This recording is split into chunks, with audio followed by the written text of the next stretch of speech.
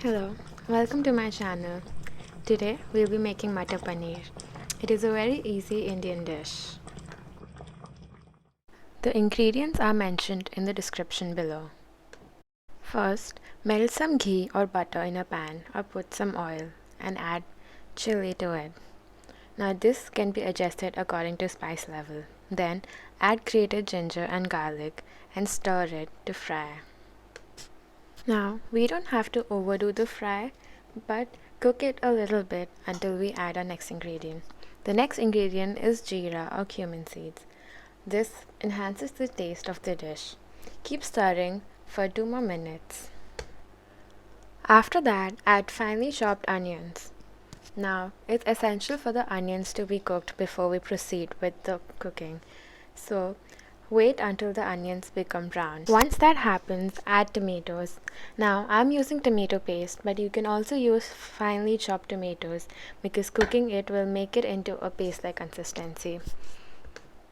Now, this is the part which gives the dish the flavor. When the tomatoes are being cooked, this is when we'll add all the spices. Here, the tomato will absorb all the spices, the taste, and the flavor, and incorporate into the dish. So, here I've added salt, coriander powder, turmeric powder, chilli powder, and curry powder.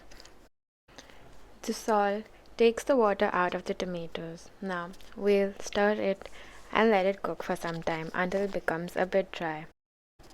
This will cook the spices and give more flavor to the dish. After that, add peas. Now, you can use frozen peas or fresh peas. Give it a good stir and let this cook for a while.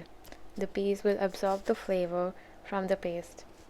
Now, when that's done, add water little by little until you reach a desired consistency. Now, we don't want the dish to be too watery or too dry, so here I'm adding some water and mixing it to see if the consistency is good.